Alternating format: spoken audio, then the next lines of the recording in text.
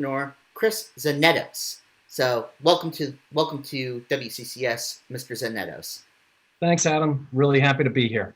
So let's start off by talking about something that you've been doing across the entire race, and that is the Tour the Fourth Tour. You've been going around looking, biking, I believe, or maybe just driving your car. And you can clarify on that front. So what is it that you're doing on this Tour the Fourth, and why is it so important to you? Adam, I'm an avid biker. So it is biking, not Good. driving. And, quite often when the weather is good, I will actually bike from my home to my office for commuting. And, with the pandemic and the restrictions and us needing to be safe, it's very hard for us as candidates to get out and meet people and to hear from them, hear what's important to them, hear what they're concerned about. And so, of course, as a candidate also, you don't get a lot of time to exercise. So I sort of combined the two. And what I've decided to do is bike through every town in the district at least once to stop in, see the family-owned businesses. I've gone through Franklin, for example, and stopped in to some of the business, talked with Kirk Simon of Simon's Furniture, which is one of the family-owned businesses there. Stop by in Taunton, and you learn a lot of really interesting things. I've learned that probably about 50% of the small businesses haven't been able to actually access the PPP loans from the government because they haven't had the right banking relationships. They haven't been in business long enough. And, it's really important to hear from folks what's working for them and what's not. And that's what I'm able to do, riding my bike through town, and of course having socially appropriately distanced conversations while doing that. And what have you learned from aside from the lack of PPP funds or PPE funds? Pardon me. What sort of ideas can you draw from this Tour de Fourth project that you're doing? What sort of stories are you gathering, and what sort of things are you going to bring to the district from your tour? Yeah, so I'll give you a couple of examples. So one is, so last week, among the places that I biked was Berkeley. And I visited the Berkeley Fire Department and stopped in, talked to the assistant fire chief and some of the firemen. And we started talking about how they got their funding for different equipment. And as it turns out, the challenge for them is not necessarily that there isn't funding out there from the state and federal governments, but they have a hard time writing the grants and pulling together the skills necessary to do a good grant response to get the money. And I also happened to stop by and talk with Kevin Partridge, who's the fire chief for Easton, but actually lives in Berkeley. Mm-hmm. And he shared with me some more about that, about how it's not just Berkeley, but most towns have a hard time with this. So one of the things that an idea that came from this is what I took from a friend of mine who actually ran a post 9/11 program in Mayor Bloomberg's administration in New York, helping small businesses get better access to federal grants.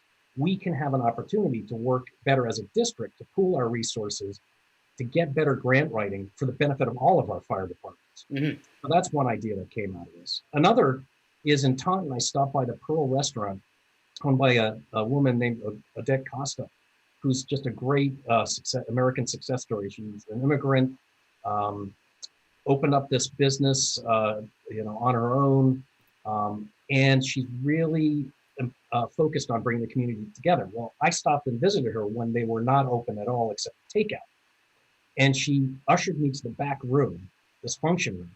She said, I got to show you this. And I went back there and there was 6 sewing machines and piles of fabric.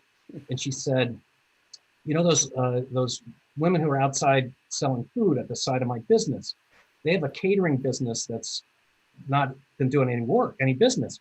So I let them sell food here alongside my food. And then they come in and they use this to make masks for homeless people and people who can't afford masks. And to me, that was just such an illustration of the power of our community and the strength of our people to come together in the face of challenges. And, for me, that was just very heartening and just a reminder of how we need our government to be worthy of people like that who are so focused on our community. It's very interesting that you're able to tie fiscal issues with community. I think that fiscal issues are something that many candidates need to talk about, and which leads me to my next question.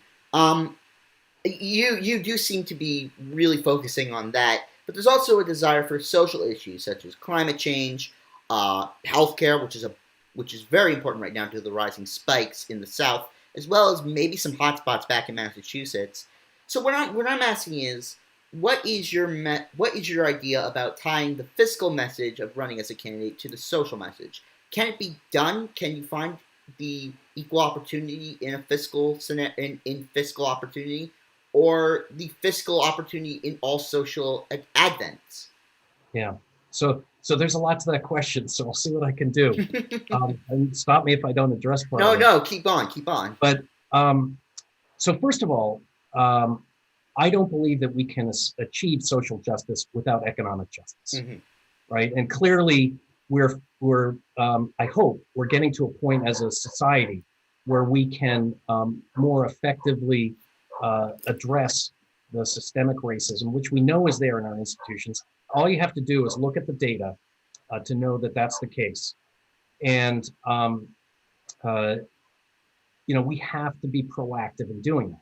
We can't stop there, because when you look at it, the prime determinants of in correlation of someone's ability to support their family and have a good life with their family and strong health, it's zip code and it's race. Those are the two most correlated factors.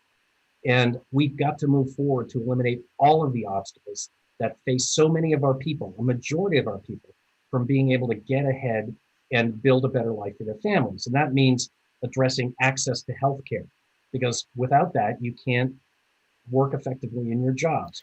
It means access to internet so that your children can learn effectively, strong education options, etc. Sorry, Adam. So do you support, if by going off of that, one, do you support universal healthcare, and two, do you support universal broadband?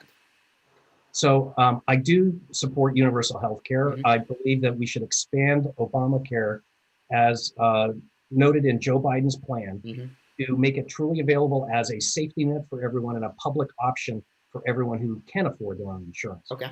That way people can still use their private insurance if they like it. If they don't, they've got a public option which can also negotiate effectively to drive down prices. Mm-hmm.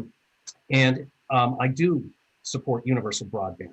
I think this is one of the dividers of our community in our society, where and I'm a tech guy, right? So much of our world is being driven by the internet and by the web, and if people in low-income communities can't get quality service, and frankly can't, if they can even afford it, that's just not acceptable. Mm-hmm. So we have to change that. But I do want to come to climate. You'd mentioned that as well, Mm-hmm. right? So look, to state the obvious, we're in a tough spot, right? Our economy is in crisis. We've got our health pandemic crisis. But even before we were in this economic crisis, we had this huge divide between those who were wealthy and those who weren't, in terms of opportunity. And we have to change that. It's a moral imperative to change it, but it's also good for us, for our community, to make it stronger. And the MIT has studied this, right? And they identified that we have eliminated 33% of our middle income jobs in the last few decades. Mm-hmm. Well, as we try to get out of this economic disaster, we're printing money right now so that people can feed their families and clothe their families. And that's what we need to do. But we're not going to print our way to prosperity. We're going to have to grow. We're going to have to make smart investment. And climate is one area where we can do that, where we can make an investment that gives a return. For example, we're going to be building this offshore wind farm off of our district. Every single one of the wind turbines will be imported from Europe. We don't make them here. Well, this is a potential growth industry. We should invest in this, encourage manufacture of this here in the United States, in our district, where we can actually create good jobs for people, that they can get good health care from, build a good life for their families, but at the same time, improve the climate. There's a real opportunity there, but we've got to invest wisely. So I wanted to talk. Speaking about wind farms coming from Europe and talking about foreign relations here.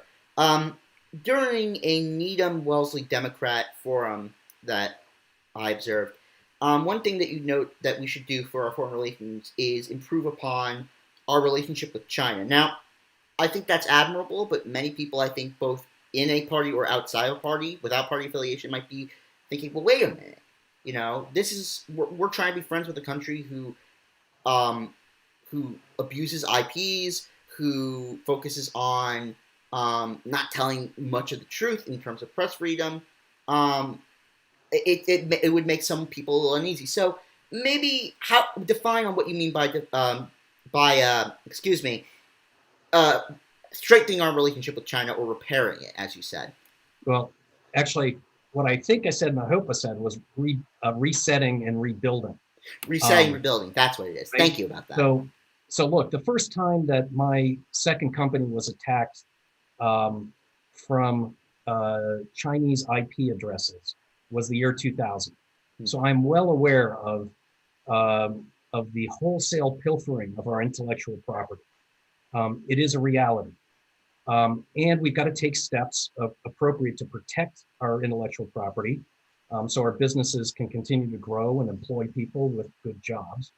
And we've got to hold China accountable for that. We also have to recognize that our economies are inextricably linked. We also see from the pandemic that our societies are inextricably connected. We have to find a way to build a more productive relationship, and they have to find a way too to do this for the betterment of both of our countries. It's not going to be easy, and we do have to hold them accountable. So by no means am I suggesting that we should be soft in how we protect our intellectual property or support human rights. I think that ultimately the United States is stronger, the world is safer when we promote democracy, justice, liberty, not just in the United States, but across the world. And I think we have to continue to do that. But we need to find a way to pull them towards us. So to expand upon that, I think that is definitely a goal for the United States, but obviously it might seem a little hard to do for just one congressperson. So if you are elected to Congress, what sort of legislation would you support or even try to create in order to, as you say, repair and reset our relations with China, if you have any examples on that? Sure. So you raise a bigger question with that as well, which is, right, what can one congressperson do down in Washington to actually get things done?